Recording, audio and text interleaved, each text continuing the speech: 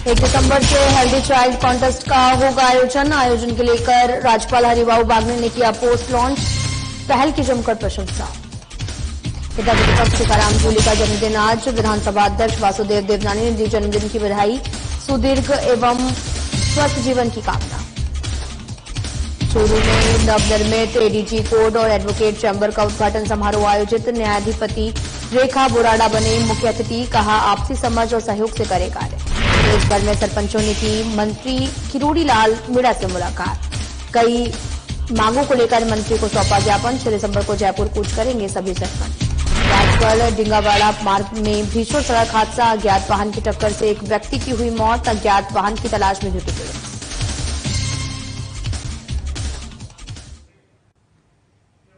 नमस्कार, मैं हूं आपके साथ अंकिता पाल। बुलेटिन की शुरुआत करते हैं। श्री कृष्ण चिकित्सालय दौसा के सौजन्य से नन्ही मुस्कान हेल्दी चाइल्ड कॉन्टेस्ट का भव्य आयोजन किया जा रहा है। यह कार्यक्रम बच्चों के शारीरिक, मानसिक और भावनात्मक स्वास्थ्य को प्रोत्साहन देने के उद्देश्य से 1 दिसंबर 2024 को चिकित्सालय प्रांगण में आयोजित होगा। इस प्रतियोगिता का पोस्टर अनावरण राजस्थान के राज्यपाल हरिभाऊ बागड़े के शुभ कमल द्वारा किया जाएगा और साथ ही राज्यपाल बागड़े ने बच्चों के स्वस्थ जीवन की आवश्यकता पर प्रकाश डाला। इस प्रकार की पहलों को समय की आवश्यकता बताया। उन्होंने श्री कृष्ण चिकित्सालय की इस अनुकरणीय पहल की प्रशंसा करते हुए इसे समाज के लिए एक आदर्श कदम बताया। उन्होंने कहा कि बालकों का स्वास्थ्य राष्ट्र के उज्जवल भविष्य की नींव है और इस प्रकार की प्रतियोगिताएं जागरूकता फैलाने में अहम भूमिका निभाती हैं।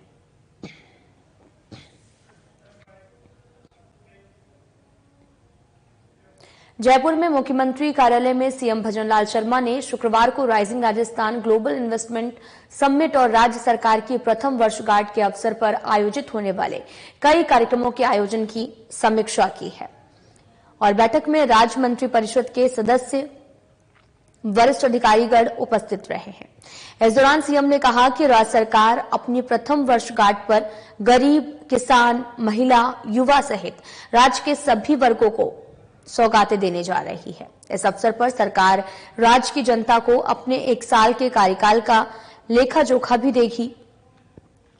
प्रधानमंत्री नरेंद्र मोदी की मंशा के अनुरूप हम अंत्योदय के संकल्प के साथ विकसित राजस्थान के सफर पर तेजी से प्रतिबद्धता के साथ में अग्रसर हैं। हमने संकल्प पत्र के लगभग 50% वादे कार्यकाल के पहले साल में पूरे कर दिए हैं। वहीं उन्होंने ये भी कहा कि आगामी 9 से 11 दिसंबर तक आयोजित होने वाली rising Rajasthan global investment summit राज्य में कई क्षेत्रों में मौजूद अपार संभावनाओं को धरातल पर उतारने में महत्वपूर्ण कड़ी साबित होगी। इससे राज्य में निवेश बढ़ेगा और युवाओं का व्यापक जो है उस स्तर पर रोजगार भी उपलब्ध होंगे।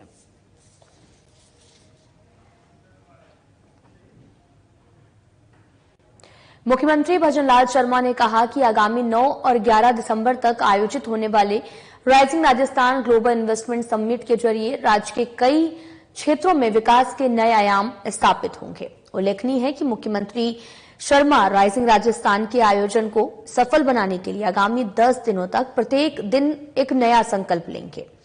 वहीं सीएम शर्मा ने शुक्रवार को दूसरा संकल्प लेते हुए कहा कि राइजिंग राजस्थान समिट में हमारे परंपरागत हस्तशिल्प दुनिया को हमारी समृद्ध संस्कृति का परिचय देंगे, प्रदेश की गौरवशाली संस्कृति को प्रदर्शित करेंगे। वहीं उन्होंने कहा कि राज्य की प्रसिद्ध थेवा कला, मीनाकारी, ब्लू पॉन्ट्रिंग, बंधेज सहित कई हस्तशिल्प देश दुनिया में विशेष पहचान रखते हैं। राज्य सरकार राज्य के हस्तशिल्प कारीगरों को आर्थिक रूप से समृद्ध बनाने और हस्तशिल्प कला को बढ़ावा देने के लिए कई योजनाएं संचालित कर रही हैं।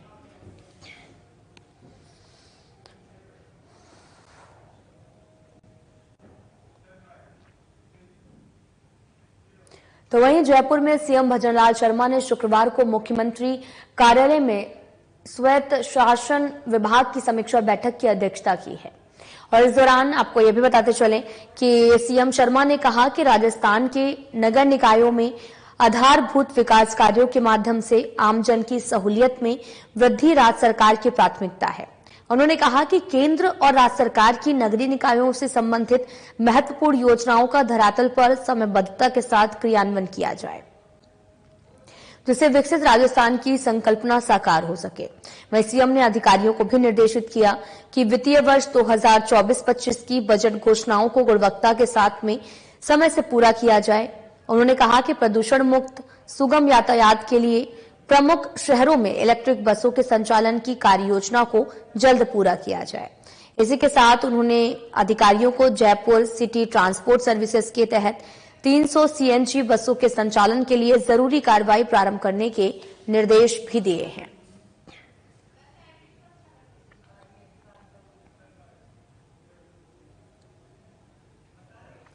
राजस्थान विधानसभा अध्यक्ष वासुदेव देवनानी ने विधानसभा में नेता प्रतिपक्ष टीकाराम जूली को आपको बताते चलें कि बधाई दी है और देवनानी ने उन्हें सुदीर्घ एवं स्वस्थ जीवन की शुभकामनाएं भी दी हैं।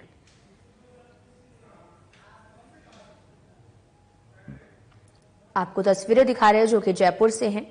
राजस्थान विधानसभा अध्यक्ष वासुदेव देवनानी ने विधानसभा में नेता प्रतिपक्ष टीकाराम जूली को बधाई दी और देवनानी ने सुदीर्घ एवं स्वस्थ जीवन की शुभकामनाएं भी दी हैं।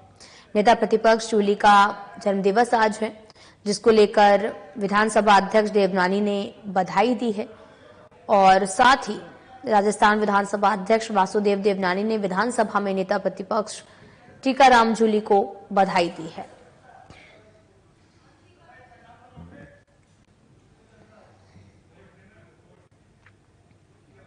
सादुलपुर नवनिर्मित एडीजे कोर्ट और एडवोकेट चैम्बर का उद्घाटन समारोह पूर्वक हुआ है और साथ ही मुख्य अतिथि राजस्थान उच्च न्यायालय जोधपुर के न्यायाधिपति रेखा बुराड़ा और साथ ही विशिष्ट अतिथि डीजे चूरू और अरविंद कुमार, विशिष्ट स्थिति में एडीजी राजगढ़ दीपक पराशर रहे और साथ ही कार्यक्रम की अध्यक्षता अभिभाषक संघ राजगढ़ के अध्यक्ष अशोक सिंह राठौर ने किया है। मां शारदे के चित्र के समक्ष दीप प्रज्वलन के साथ में प्रारंभ हुआ कार्यक्रम में अतिथियों का माल्यार्पण, श्रीफल और साफा बंधन करके अभिभाषक संघ के सदस्यों ने भावभीनी अभिनंदन किया है। संघ के पूर्व अध्यक्ष अधिवक्ता मनोज पचार ने स्वागत भाषण दिया। अधिवक्ता अजीत पचार ने मुख्य अतिथि रेखा बुराड़ा का जीवन वृत्त पढ़कर सुनाया।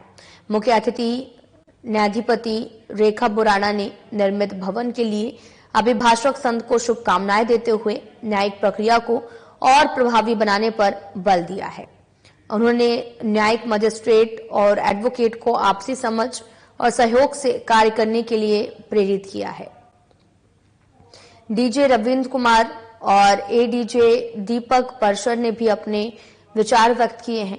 नवनिर्मित न्यायालय भवन के उद्घाटन के लिए भी अतिथियों ने पौधारोपण किया और बार एसोसिएशन के अध्यक्ष अशोक सिंह ने आभार ज्ञापित किया और कार्यक्रम का संचालन अनिल शास्त्री ने किया है। प्रदेश भर से आए सरपंच संघ के पदाधिकारियों ने शनिवार को ग्रामीण विकास मंत्री करोड़ीलाल मीणा से भी जयपुर में मुलाकात कर उन्हें ज्ञापन दिया है। साथ ही ज्ञापन में मांग की है कि वन स्टेट वन इलेक्शन का जो निर्णय सरकार द्वारा लिया गया है उसे अगर सरकार लागू करती है तो पंचायत राज के जनप्रतिनिधियों सरपंचों का चुनाव आगे खिसकाने की संभावना भी है। और साथ ही आपको ये बताते चलें कि ऐसी स्थिति में सरकार पंचायत और अन्य संस्थाओं में प्रशासक न लगाकर पंचायत राज के जनप्रतिनिधियों एवं सरपंचों को भी कार्यभार दे और सरकार ने विगत 2 सालों से स्टेट फाइनेंस का नरेगा की राशि पंचायत को नहीं दिए उसे भी शीघ्र जारी किया जाए। इन मांगों को पूरा करने के लिए डॉक्टर किरोड़ीलाल मीणा ने आश्वासन दिया और वे स्वयं इन मांगों को पूरा कराने के लिए मुख्यमंत्री से वार्ता करेंगे। किशनगढ़ रेलवे स्टेशन पर शनिवार 30 नवंबर रात को ऐतिहासिक पल का गवाह बनने जा रहा है, जब चंडीगढ़ से जयपुर होते हुए अजमेर की ओर से जाने वाली वंदे भारत एक्सप्रेस पहली बार यहां पर रुकेगी। केंद्रीय कृषि और किसान कल्याण राज्य मंत्री और स्थानीय अजमेर सांसद भागीरथ चौधरी इस मौके पर रेलवे अधिकारियों, स्थानीय जनप्रतिनिधियों और कार्यकर्ताओं के साथ में किशनगढ़ रेलवे स्टेशन पर ट्रेन का स्वागत करेंगे। साथ ही ट्रेन के ठहराव के दौरान स्टाफ का मुंह मीठा करवाने के बाद वापस हरी झंडी दिखाकर रवाना करेंगे। यह ट्रेन अजमेर से चंडीगढ़ की ओर चलने पर सुबह 6:30 बजे चंडीगढ़ से अजमेर आते समय रात को 11 बजे किशनगढ़ रेलवे स्टेशन पर स्टॉपेज होगी। ये ठहराव केंद्रीय कृषि राज्य मंत्री भागीरथ चौधरी के प्रयासों और अनुशंसा पर रेलवे बोर्ड की ओर से हाल ही में स्वीकृत किया गया था।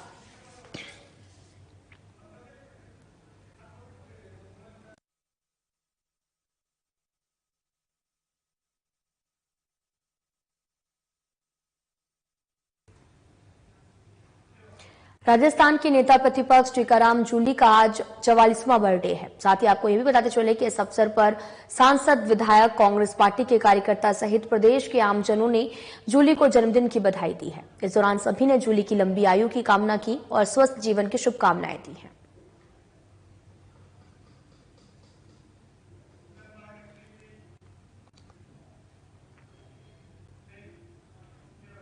राइजिंग राजस्थान के तहत इन्वेस्टर मीट का आयोजन कृषि ऑडिटोरियम में किया जा रहा है, जिसमें राजस्थान के कई दिग्गज नेता शामिल हुए हैं।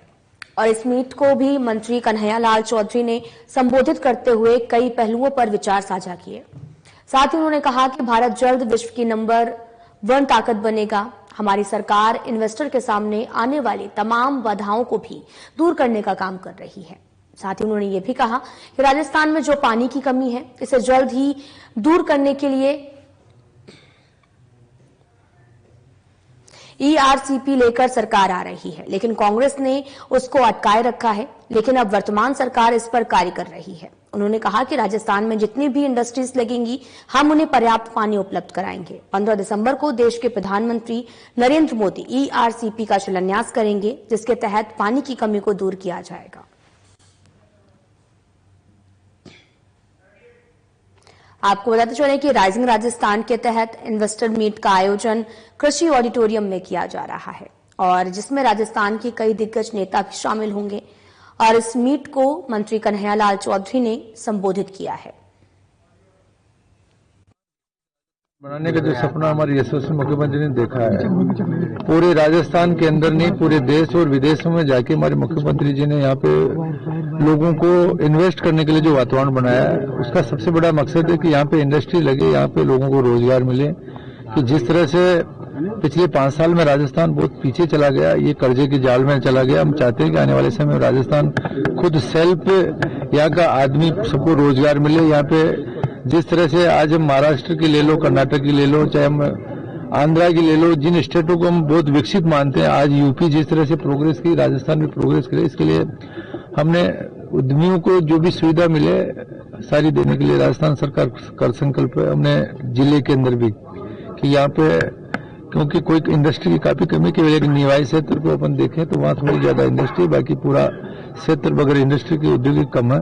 हम चाहते हैं कि यहाँ के लोग आए, यहाँ उद्योग का वातावरण हम बनाने जा रहे हैं। लोगों को जो भी तकलीफ है काम करने में, उनको हम सारी सुविधाएं देंगे, जिससे टोंक जिले के बच्चों को भी रोजगार मिले, टोंक जिले के अंदर जो बेरोजगारी दूर हो। इसके लिए आज ये इन्वेस्टमेंट मीट समिट जो रहा है, इसी का कारण। देखिए, जब ये वो हमारे यहाँ मतलब किसियानी बिल्ली खंबा नोचे वाली बात है, उनको अपनी हार साफ दिख रही थी।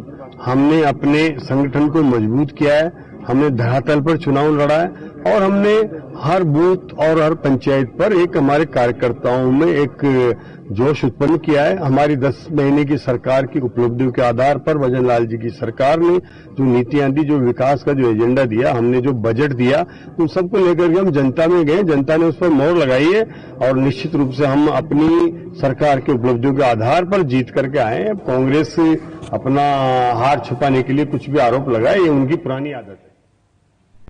अजमेर जिले के पंचशील नगर में विधानसभा अध्यक्ष वासुदेव देवनानी ने शुक्रवार को 4.04 करोड़ की लागत से बनने वाली सड़कों का शिलान्यास किया है। उन्होंने आमजन की समस्याओं को भी सुना है, अफसरों को समाधान के निर्देश दिए हैं। इस अवसर पर आयोजित कार्यक्रम में देवनानी ने कहा कि यह जनता की और जनता के लिए चुनी हुई सरकार है और किसी बात का सर्वाधिक महत्व है तो वो है आम जनता का हित, सुरक्षा और कामकाज की गुणवत्ता। उन्होंने जिला प्रशासन को सख्त निर्देश दिए कि जनता के हित के साथ किसी भी तरह का समझौता नहीं हो।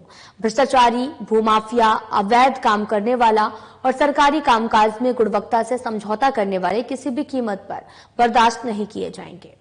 वहीं उन्होंने प्रशासन को भी निर्देश दिए कि किसी भी स्तर पर गड़बड़ी के खिलाफ जीरो टॉलरेंस की नीति अपनाएं।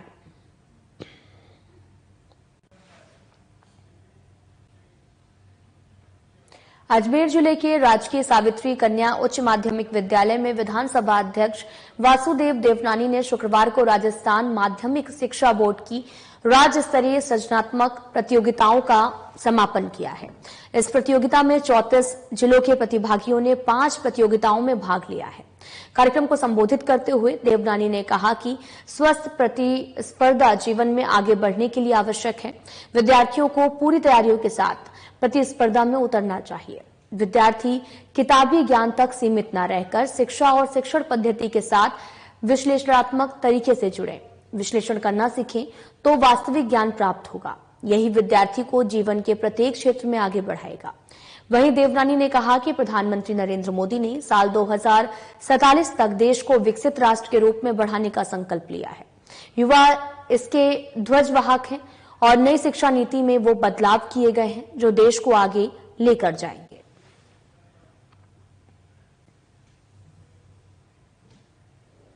बांसवाड़ा में संयुक्त निर्देशक डॉक्टर प्रकाश शर्मा आज सुबह ही दौरे पर निकले हैं। लगातार लेबों के पंजीयन का मामला सामने आने पर उन्होंने सुबह 7 बजे ही कार्रवाई शुरू कर दी। वो सबसे पहले हाईटेक लैब पहुंचे और इस लैब में भी कुछ दिन पूर्व में CMHO डॉक्टर HL ताबियार ने जांच की और यहां पर आपको बताते चलें कि संचालक स्वयं मौजूद नहीं थे। मौजूद कर्मी भी अनुभवी नहीं मिले। इस पर कार्मिक ने स्वयं ही लैब पर ताला लगाकर दिया है और साथ ही डॉक्टर शर्मा से पंजीयन करवाकर ही शुरू करने की बात कही है।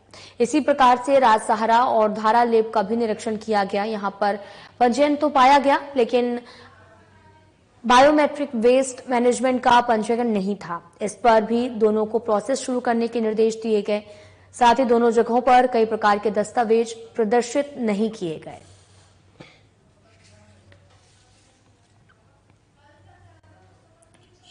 संभागीय आयुक्त महोदय द्वारा बांसवाड़ा के लैबों का निरीक्षण किया गया, जिसमें 3 लैबों का निरीक्षण किया गया। एक लैब को मौके पर ही बंद करवाया गया और 2 लैबों को निर्देशन किया गया और आगे भी श्रीमान संयुक्त निदेशक महोदय द्वारा इसी प्रकार लैबों का निरीक्षण। इसकाम चेयरमैन आरती डोगरा ने शुक्रवार को विद्युत भवन में वीडियो कॉन्फ्रेंसिंग के माध्यम से अजमेर और जोधपुर वितरण निगम के प्रबंध निर्देशकों के साथ में रबी के पीक सीजन में अधिक ट्रांसमिशन लोड वाले क्षेत्रों में विद्युत आपूर्ति के एक्शन प्लान को लेकर समीक्षा की है। इसकाम चेयरमैन ने इस दौरान प्रसारण निगम के प्रबंध निर्देशक नतमल डिडेल के साथ में जैसलमेर, बाड़मेर और फलौदी के सीमावर्ती क्षेत्र और उदयपुर, भरतपुर, हिंडौन और डिंक में प्रसारण क्षमता सुदृढ़ करने के उद्देश्य से GSS निर्माण कार्यों को समय पर पूरा करने पर भी चर्चा की है। उन्होंने सुनिश्चित करने के निर्देश भी दिए और आपसी समन्वय से भी निर्बाध विद्युत आपूर्ति को बनाए रखा जाए और GSS निर्माण कार्यों की गति को बढ़ाया जाए। डिस्काम चेयरमैन ने इस दौरान वितरण निगमों के अधीक्षण अभियंताओं को भी नियमित सप्लाई मेंटेन रखने के निर्देश दिए हैं।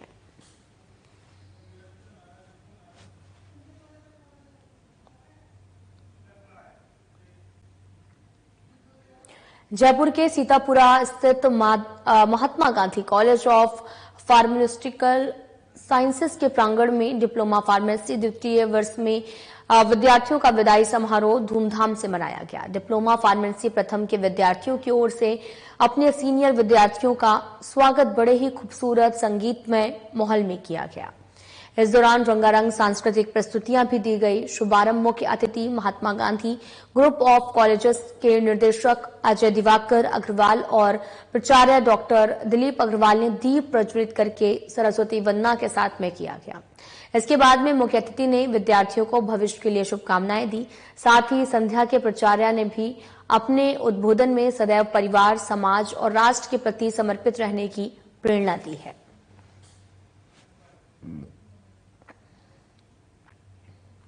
जयपुर शहर का हृदय स्थल माने जाने वाले अल्बर्ट हॉल पर शुक्रवार की शाम शहर थमसा गया।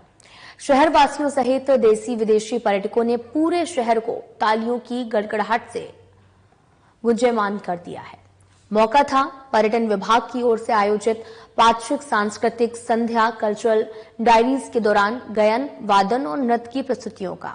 यहां पर पंख वादन, भवाई चरी और घूमर नृत्य के साथ में कालबेलिया नृत्यंगाओं की प्रस्तुति का जादू सभी के सिर पर चढ़कर बोला।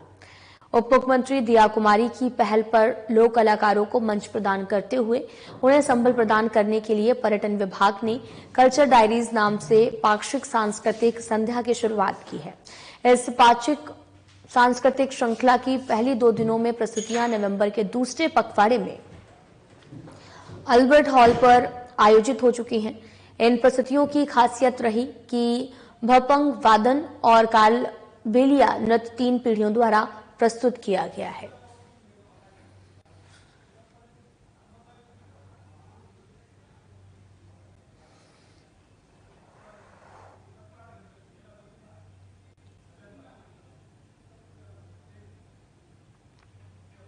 राजगढ़ डिंगवाड़ा सड़क मार्ग के मध्य स्थित कोठी नारायणपुर पुलिस चौकी के समीप अज्ञात वाहन की टक्कर से देर रात एक व्यक्ति की मौत हो गई है। सूचना पर कोठी नारायणपुर चौकी पुलिस मौके पर पहुंची, जहां शव को कब्जे में लेकर राजगढ़ सीएससी की मोर्चरी में रखवाया है।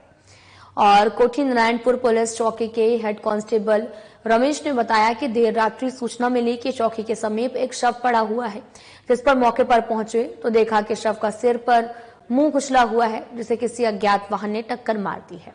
शव के जेब से पर्स के आधार पर शिनाख्त की गई, जिसकी सूचना मृतक के परिजनों को दी गई। उन्होंने बताया कि मालाखेड़ा थाना क्षेत्र के अहिर का बास निवासी ओम प्रकाश पुत्र मूलचंद यादव के शव को कब्जे में लेकर राजगढ़ सीएससी की मोर्चरी में रखवाया गया, जिसका आज पोस्टमार्टम करवाकर शव परिजनों को सौंप दिया गया। इस संबंध में परिजनों की ओर से रिपोर्ट नहीं दी गई है। पुलिस अज्ञात वाहन की तलाश में जुट गई है। कोटनामपुर बाईपास पर एक शव पड़ा हुआ है और मौके पर जाकर देखा तो शव का शरीर मुंह कुचला हुआ था, जो किसी अज्ञात वाहन द्वारा कोई टक्कर देकर कुचल गया, जिसके जेब में एक पर्स मिला। उससे शिनाख्त हुई कि उसका नाम ओम प्रकाश मूलचंद जाति यादव निवासी अहिरकाबाद था, जिसके परिजनों को रात्रि को सूचना दी गई। रात्रि को ही परिजन आ गए थे, जिसके शव को लाकर सीएससी राजगढ़ में डॉक्टर साहब को दिखाया गया तो मृत्यु घोषित कर दिया, जिसके बाद में मोर्चरी सीएससी राजगढ़ में रखवा दी गई। सुबह आज पोस्टमार्टम परिजनों को सुपुर्द कर दिया गया। बीजेपी के प्रदेश अध्यक्ष मदन राठौर को फोन कॉल के जरिए एक व्यक्ति ने जान से मारने की धमकी दी है। अनूपगढ़ पुलिस को जानकारी मिली थी कि धमकी देने वाला शख्स अनूपगढ़ क्षेत्र का है। जानकारी मिलते ही जिले के एसपी रमेश मौर्य टीम के साथ में क्षेत्र में सक्रिय हो गए और उन्होंने प्रदेश अध्यक्ष को धमकी देने वाले शख्स को गिरफ्तार कर लिया है। धमकी देने वाला आरोपी अनूपगढ़ के गांव का एक एलएम का निवासी है। एसपी रमेश मौर्य ने बताया कि आरोपी हेतराम मंगलाव से पुलिस गंभीरता से पूछताछ कर रही है। हालांकि प्रथम दृष्टया में हेतराम मंगलाव मानसिक विक्षिप्त लग रहा है। आरोपी को गिरफ्तार करने की सूचना मिलने पर बीजेपी नगर मंडल अध्यक्ष मुकेश शर्मा भी पुलिस थाने पहुंचे।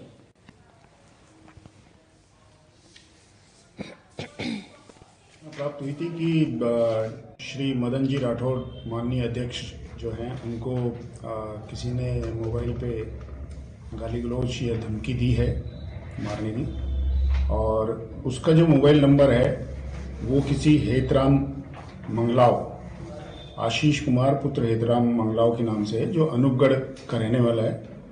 तो उस सूचना पे हमने जो है हमारी जो पुलिस की टीमें हैं, वो चूंकि मोबाइल तो स्विच ऑफ था तो पुलिस की टीमें हमने भेजी और उसकी ढाणी के पास से ही जो है उसको दस्तयाब किया गया।